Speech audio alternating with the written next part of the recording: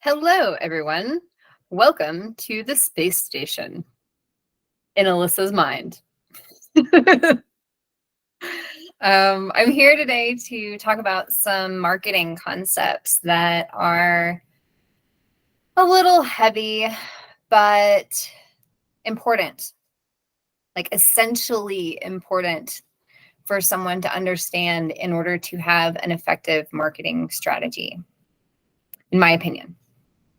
And my opinion is founded in, I really need to do the math at some point. I keep just rounding, but somewhere around 20 years in the business world. And in high-powered, high-stressed, very fast-paced, demanding roles that have made a huge impact on the world.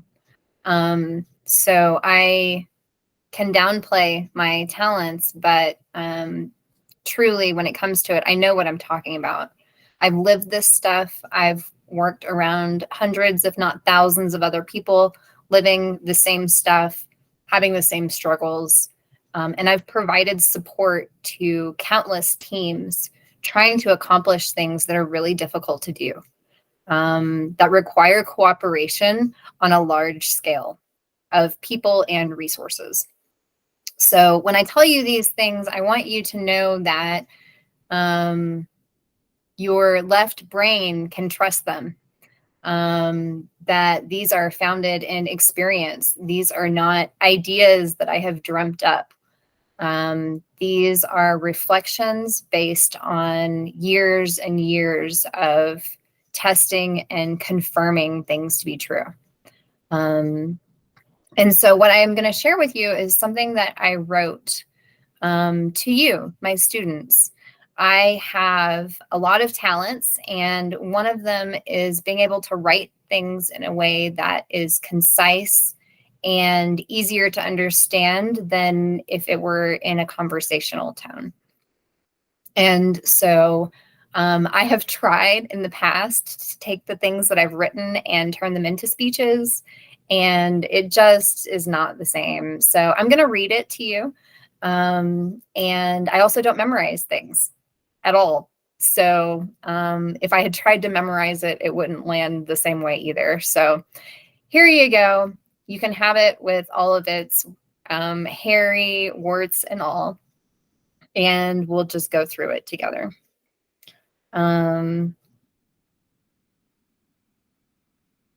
So when you meet someone, is it safe to assume that you go into it liking them until they give you a reason not to? Like in your head, are you walking into it assuming that you are open-minded enough not to judge them until after they've interacted with you a bit? Like, be honest with yourself. Like, do you give people the benefit of the doubt every single time that you meet them?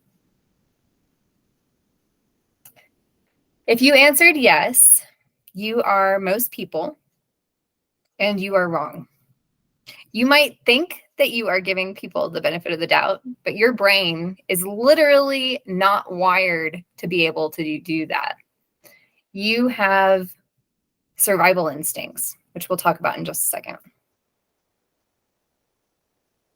Did you know that you have absolutely no control over your judgment when you meet a new person? You might be able to control your reaction, but your judgment is automatic. And lucky for you, it's the reason we are still alive to tell these stories. Survival instincts judge for you in case you're in your head or distracted. So like when a bear comes around the corner and you're sitting there doing your homework, drinking your coffee, your brain, even though it's focused on your homework and your nose is focused on smelling that coffee and your body is focused on feeling the wind that happens to be outside where you are, like, even though all of that sensory perception is happening, you have instincts wired for you to look and be like, that's a bear. I should run from the bear. that survival instinct is the reason why we're here to tell these stories today. But it's also the same reason why you literally do not have the ability to stop judging people when you first meet them. And you don't want to. You think that you want to be this kind, good, non-judgmental person because we've taught that as part of our cultural understandings. And it seems like a great idea in our minds. But the reality is that it's just not achievable. And when we think that we're achieving that, we're deluding ourselves. So that's why the first rule of marketing is to know oneself. And this sounds like a philosophical course because it has to be. Good marketing is philosophical. It matters. That's why it works. So you have to know this about yourself so that you can become aware of the systems of your thoughts and how they impact your successes and failures. Some of your internal systems, some of your mental systems, some of your biological systems work like all other human systems.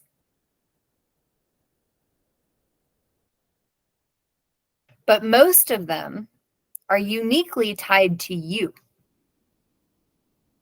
and your life, your experiences, your beliefs, your relationship with your environment, including the spaces themselves, the people themselves, the objects in those spaces, and the relational history of everything that has ever happened in that space.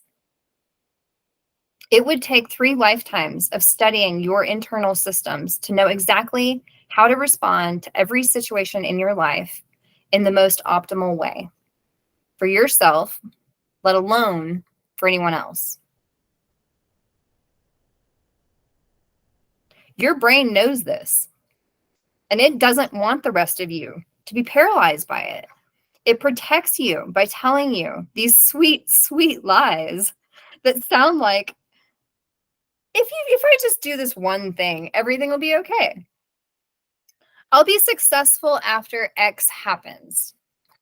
Or I should only try hard enough to get what I really need. Or I have everything under control. Or no one can make me do anything I don't want to do. Or other silly delusions.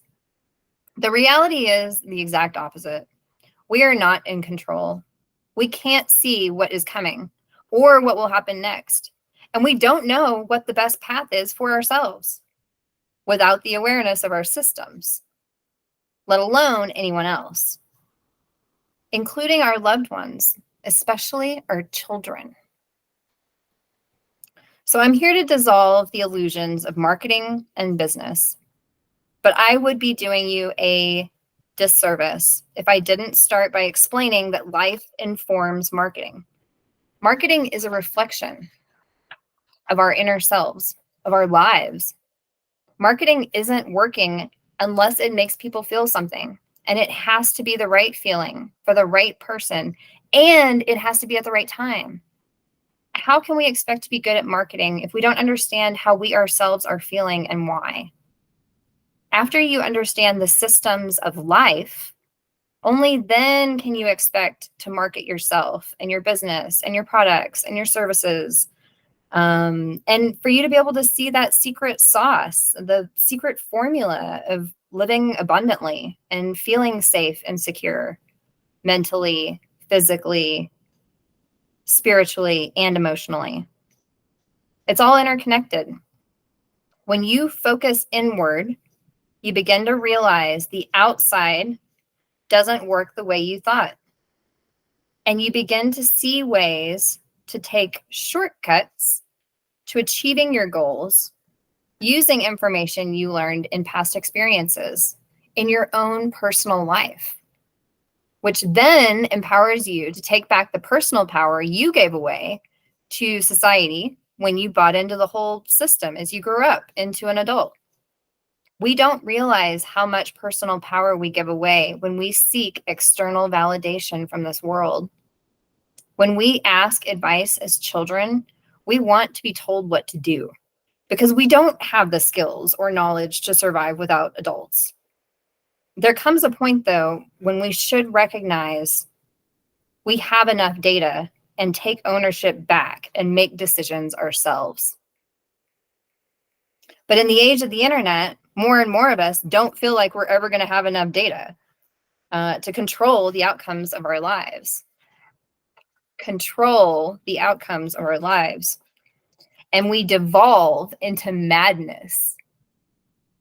This is the madness I believe we are seeing today in politics, finances, education, etc. We're seeing that our delusional views of the systems of our lives are no longer working. The systems haven't changed. They're still doing what they've been doing for hundreds and thousands of years. But what we think they're doing for us is no longer working. We can't pretend that there is one best way of doing things anymore. And we can't force change on the external world to make it do what we want anymore. And we're pissed about it. Some people are going to keep trying the old ways of forcing our wills on environments, families, communities, and there's no stopping them. Those willpowers are strong. And they're doing what they believe is right. And it may still be right for them and for their personality. But for the rest of us, we have to stop fighting the things that are. They already are. They have been for a really long time. You can't undo those giant systems. There isn't an undo button any more than we can make somebody love us. Instead, we need to take back our own personal power from all the institutions that we asked to tell us how to live our lives. I'm going to say that again. Instead, we need to take back our own personal power from all the institutions we asked to tell us how to live our lives and start looking at the systems within us to better understand why the system outside of us doesn't seem to be supporting us like we need them to. Now, this all sounds big and overwhelming, but it doesn't have to be. Put simply,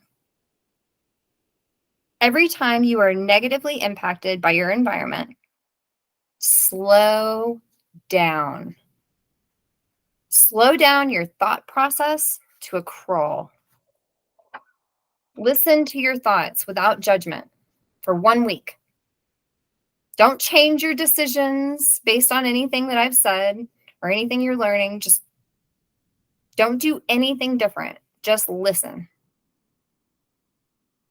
At the end of that first week, I want you to ask yourself how many times you asked yourself in that previous week what you could have done differently to achieve a different outcome in each one of the negative experiences. If your answer is 0, you are probably being honest with yourself. Unless you said it was every time, in which case you are on the opposite end of the spectrum. Let me clarify. There are 2 types of people who are suffering needlessly with marketing and life, because marketing and life are the same. The first group of people are the ones who can't help but assume someone else did something wrong to them when unexpected things happen. So like when you go to look for your keys and you don't find your keys, what's your first thought? Is it, oh, my brother, he moved my keys? Or my cat, or anyone other than you? Or is it, oh my gosh, I lost my keys again. I'm a terrible person, blah, blah, blah, blah, blah, blah, blah. Okay. So the second one is the second one, which is the ones who always assume it is their fault that something unexpected happens. But this is not a competition, friends. Both suffer equally. The solution is the same, though, but the tactics are different. So with group one, they need awareness that their brain is on autopilot, making decisions based on information that other people told them throughout their lives. And that information was never verified, but they're still trusting it to be true and making decisions based on that. And that is leading them to believe that other people are doing things to them to sabotage them, when in reality, none of that is happening. And so these guys can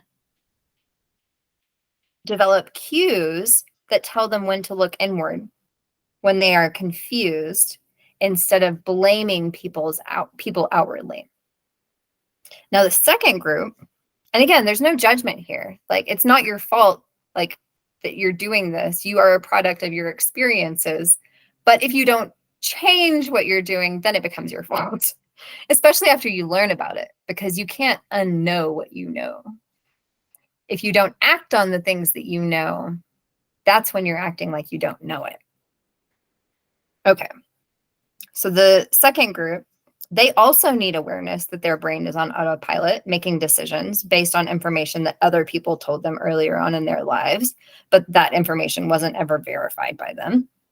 But the tactics that they need, instead of those cues to look inward, because these guys are already looking inward. They're looking so far inward that they don't even realize there is an outward, that it could have been somebody else's fault. And so the tactics that they can use are things that help grow self-love and self-worth and self-respect, so that they don't just assume that they're the one who did the wrong, bad thing, and that they have enough confidence to look at the situation to actually see what happened, instead of making the assumption the minute that you find out that you can't find the keys. Okay, so these guys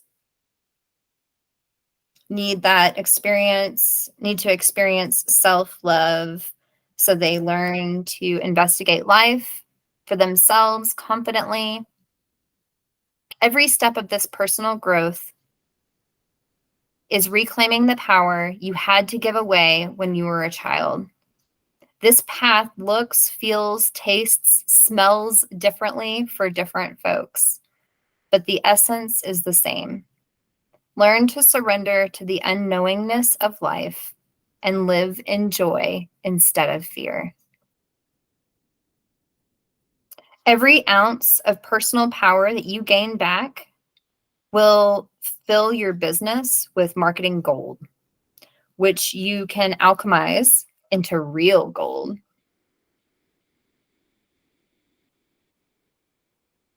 And so I leave you with this question.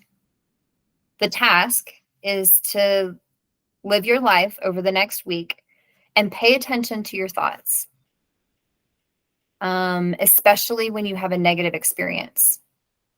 Just listen. Try not to do and react and respond as much as just listen to what's happening inside your head when you get the bad news. And then the last thing that I'm going to leave you on is to think about what you're selling. When I say, what do you sell? What is the first thing that pops in your mind? Is it your products? Is it, oh, I sell hair products. I sell, groceries. I sell wood. I sell furniture. I sell, beautiful hairstyles if you're a stylist. I sell image. What do you sell? And so if you're talking about things that you actually produce or services that you provide,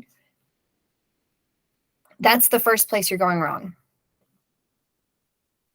What you want to know when I ask, what do you sell, is the value that you're providing to people through what your business does. Whether it produces products or creates services, you sell love, you sell freedom, you sell security, you sell values that mean something to souls. Once you've sold someone on the value that you're going to offer to them, then it's all about what color they want, right? And this is the biggest mistake that most small business owners make, is they talk all about the features of their products and services, and they don't understand why nobody wants their amazing service that they spent forever creating. And it truly is an amazing service, but nobody's hearing any of that because they don't understand that you're selling security. And that's what they're looking for right now, today, to solve their problems in their life, is to feel more secure. So I hope that I inspired greatness with this. I am starting an in-person class series in Castle Rock, Colorado, also extending into the Denver area.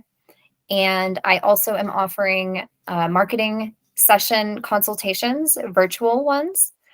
So if you're interested in signing up for a virtual marketing session for $60 for 1 hour with moi, I would be happy to learn more about your business, give you some insights, give you some homework, and see where we can go from there.